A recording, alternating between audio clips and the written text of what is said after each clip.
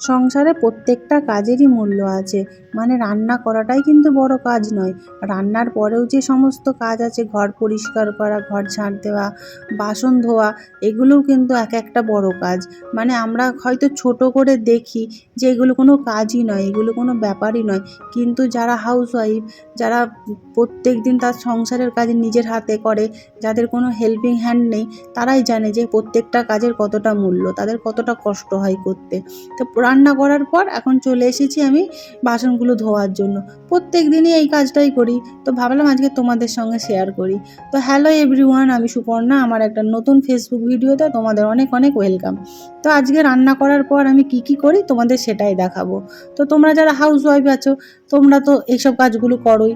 তো যে যার কাজের ধরনগুলো আলাদা, তো সেইগুলোই আমি তোমাদের দেখাচ্ছি যে আমি কিভাবে করি। চলো সেগুলোই তোমাদের সাথে শেয়ার করা যাক।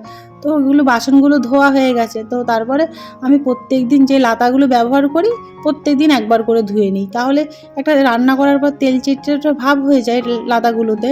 তো ওই জন্য লাতাগুলো যদি রোজ ধুয়ে নিই তাহলে পরিষ্কার থাকবে।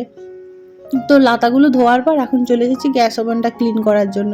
আর আমি কিন্তু গ্যাস ওভেন লাইজল দিয়েই ক্লিন করি। লাইজল দিয়ে ক্লিন করলে না বেশ পরিষ্কারই হয়ে যায়। আশা করি যারা লাইজল ব্যবহার করো তারা নিশ্চয়ই জানো যে কতটা পরিষ্কার হয়ে যায়।